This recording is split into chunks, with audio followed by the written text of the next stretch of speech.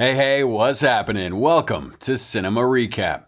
Today we're going to touch on a John Hughes comedy from '91 called Career Opportunities, where we have Jim, the dorky son of a local cement contractor who lives at home and has no direction. Josie, on the other hand, is a gorgeous daughter of a wealthy businessman who dreams of leaving town, and the two find out that they have a lot in common. Spoilers ahead. We start off with our guy Dodge, Jim Dodge. A guy reading a newspaper who seems to have it all figured out. Isn't that right, Jim? He's a professional. Liar. He likes to think of himself as someone who knows what he's talking about, monologuing during his boring day job to a bunch of dogs. He prides himself on being able to make up stories and lies on the spot, but doesn't consider himself a liar. Listen to the dogs, Shuby. They love me. Jim, the dogs were probably just as sick of your crap as your boss was. Oh, and Jim can't keep a job to save his life. He spends more time talking than what he does working, earning himself a not-so-great reputation with the folks around town. You see, Jim likes to tell tall tales. He thinks he's cool, as he makes up stories about creating cow hearts and buying and selling the animal shelter that he just got fired from. Tax problems, he says. But he's probably lucky he's telling it to a bunch of naive 12-year-olds and not actual adults. They're the only audience who will listen to him at this point. Jim, that's probably your first sign that you messed up. People kind of look at you weird when your only audience is kids. You see, Jim's big mouth annoys everyone around him, earning dirty looks and cold shoulders everywhere he goes. Like the new uniform, Lorraine. The small town seems to have his number. No one really falling for his lies and BS anymore. You should probably listen to your friend's advice, Jim. An honest guy who's doing cross-stitch? Huh, who knew? Tells him some hard truth. Got no idea how full of shit you are. He can't even get someone to hire him for free, let alone pay him. St. Louis is looking pretty good now. And that's when Jim sees her. Josie. Connolly. She still looks the same. She's a woman that everyone in town wants to be with. She's pretty, has those full eyebrows, before they were popular, and a red sports car with matching lipstick.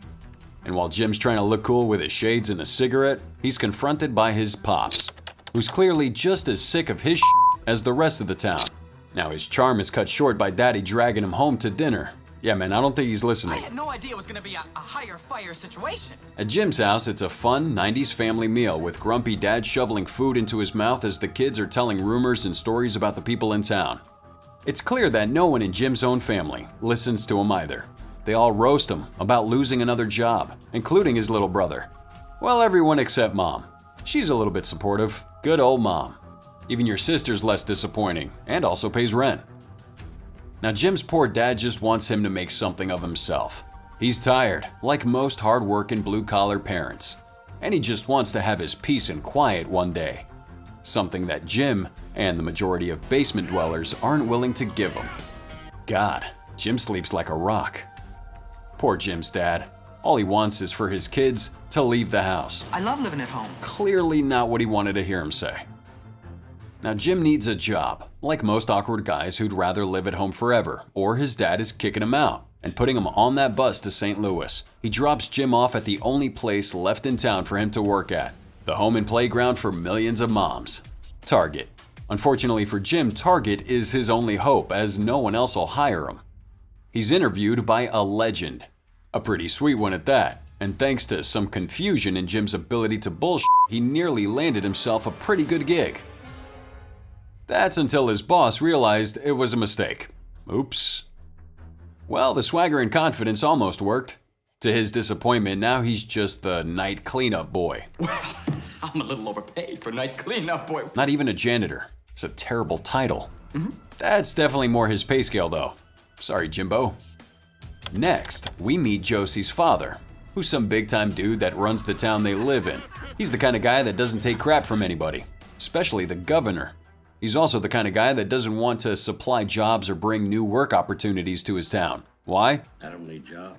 Because he's an asshole and he can. What's an even better way to flex on some guys you're trying to intimidate? You show off your super hot daughter, that's how. Come here. Well, she'll show These him. gentlemen. Yeah. Josie, come on in. Make everyone really uncomfortable. Cue the naughty behavior to embarrass your father in 3, 2, 1. Bob looks out, but not poor Dave. No smooches for you. Dad was definitely not happy though. You did today? I'll beat the living daylights out of you. Now we cut to some bad guys from the newspaper. Whoever did the witness drawing of these two needs a new job. They're lurking around in the woods, looking for a car to steal. Who has a station wagon in the middle of the woods? Oh, right. It was a time when people used to drive to remote locations just to make out. No one's heard of the Zodiac Killer. Oh well. Pretty sure there were easier and better ways to find a car, but that's just me. Speaking of cars, Jim hires a limo to take him to work for the first day. You know, since having his dad drive him is embarrassing. He's that guy that just wants to have nice things even when he can't afford it. Don't be that guy, Jim. Trying to look cool when you're not is more embarrassing than your dad driving you to work. Ah, I see. Jim wanted to flex on his 12-year-old fan club. These kids are gullible. Jim honestly has a complex, or something's wrong with him, I think. The arrogance and narcissism is real. Now somewhere in the store, our vixen Josie's using her big coat and rich people boredom to steal from Target. Apparently Josie doesn't know she's loaded, or just maybe she wants to get caught. Or maybe she just wants to piss off her dad. It's gotta be one of those.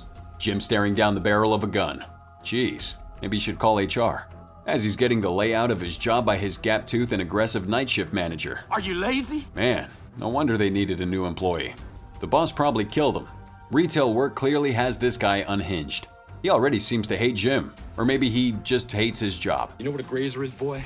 Jim's brain buffers as he wears his Target jumpsuit and gets locked inside the store to complete his bitch work. It's alright, Jim, just accept your retail prison. You know, you count yourself lucky, buddy, because I could think of hundreds of millennial moms that would love to live at Target. It's too bad it's missing a Starbucks. Wow, I'm actually impressed. Never mind. I guess at least he's trying. Until he decides to take a break. Probably shouldn't do that. That guy did point a gun at you. The threat of death is not enough to scare Jim into getting back to work. He's that employee that never wants to do their job. And now I can see why you've been fired so many times. So while trying to go to bed, his parents are reflecting on how they could have raised him better. Meanwhile, Jimmy's working on creating his own little garage band and blading around the aisles. And he sees a ghost, or Josie. The hell's she doing there? Well, having a new friend to talk to while locked inside Target's pretty awesome. But Jim wants to know why she's there. What are you doing here? She wanted to get caught shoplifting, to disappoint good old dad, cause he's too rich and doesn't give her enough attention. Two people with daddy issues. Looks like we have something in common. Jim takes Josie on an impromptu date sponsored by Target. And she isn't afraid to call him out on his motor mouth. Josie, hit that nail on the head. You always talk this much? So now Jim thinks it's a good time to light up a cigar. Really trying that cool mafioso vibe. He takes the news a little hard when Josie brings up that people call him the town liar. You're the town liar, right? Jim, come on, man. You can't really be surprised. Well, he tells her that people call her a tease, which she's not surprised by. I can see that. They talk about how they feel their lives have fallen short, yet Jim's content with staying at home and living with his parents. And we all know how much Jim's dad loves that idea. Like most young people, she just wants to break free from her father's controlling nature and calls Jim out again for lying about being comfortable at home. The kids always think they have it the worst. Meanwhile, Jim's dad has fallen into a pit of depression. Over here eating fried chicken with peanut butter at midnight while Josie's father's meandering around town with Officer Don, looking for her. It's alright, guy. They won't stay home forever. Well, let's hope not. Josie and Jim's opposite experiences and opinions on life gives them the perfect idea. Would you go with me somewhere? Jim has struck gold with the hottest, richest girl in town asking him to run away with her. And he's honestly acting like he's not sure. What an idiot. He makes up some nonsense about $1 million drug drop and how Josie's the hostage. In a brilliant moment of dumb confusion, Jim jumps up and startles Unibrow and his friend, shouting into a boombox like it's a giant walkie-talkie. If these guys were any smarter, this wouldn't have worked. The idiots start to panic and wave their guns around. The moment of distraction and confusion flusters them and it looks like it's working. Nice job, Jim. Well, until the two robbers pull a fast one and trick Jimmy. Who's the dumb one now? Why would you give the guns back, even if they weren't loaded? Somehow, he managed to metaphorically shoot himself in the foot, going from being in control to being held hostage again, all in a matter of minutes. I'm fairly sure that we're gonna die. He's realizing that these are probably the same guys that killed a man last week. You'll manage something, Jim. No one wants to die a virgin. To pass the time, they go to the cafe and smash some corn dogs, you know, 'cause thieves just like to hang out and eat for hours in the same store they're robbing. Makes total sense. For everyone's entertainment, Josie decided to hop on that little riding horse and give it a go while those three men watched. Even while insulting them, they can't help but stare as she gently moves back and forth on the barely galloping little horse. Well, obviously, she knows sex sells. Unibrow clearly has a thing for Josie as she continues to tease the robbers. I'm not sure why he's rubbing his chest like that. Who else is uncomfortable? Josie's talents at being a devious master manipulator become obvious to Jim as he's watching her convince these thieves to proceed with robbing the store. She has that unibrow practically eating out of her hand. They grab everything from candy, watches, and radios to condoms and shoe inserts. Maybe Unibrow's partner didn't have a lot growing up. Jim's not clear on whether or not Josie wants to actually help the robbers or if she's going along with it to save them. Confused me too. Josie, what's happening? Thought you liked Jim. Talk about hurting a guy's feelings. But you know, for somebody who loves to lie, Jim's not really good at telling when other people are. Now, Jim wants to be a hero, so he tries to stop the guys from leaving with all the stolen merchandise. Now, Normal Eyebrows is sick of his crap, even when Jim's barely done anything to annoy him. Jim's definitely had enough things shoved up his ass after listening to him talk about his epic wedgie years in high school. There's some kind of unspoken tension and communication between Jim and Josie. Besides the intense staring, it's hard to say what it is they're thinking. Come on, guys, I need more facial expressions. Jim's all sad that Josie's about to leave with the robbers, but remembers that his gap-toothed boss has a big-ass shotgun. Nice. Josie clearly has a plan as she continues to give Unibrow the sexy eyes, making this cartoon character completely comfortable as he's stroking his chest and tiny mustache. She takes her opportunity to hop in the driver's seat and take off. Oh, so that was the plan the whole time. The thieves come back into Target. Now they have no way to escape, and Jim uses his monologuing talents to annoy these robbers even further.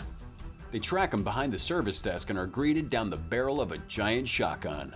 Boom. Jim finally gets to have his day. Not only did he save Target, but now he's got the girl. And now it looks like Jim and Josie really make their dreams come true. Well, maybe. Not sure if they're gonna rename Hollywood to Jimwood, but he can always hope. And that wraps that one up. Thanks for sticking with us on the 1991 Hughes Entertainment and Universal Picture release. So, what do you think Jim did once he and Josie went to LA? A. Became a con artist, or B. Found a real job? Go ahead and let us know what you think in the comments below with the hashtag CinemaRecap. Till next time.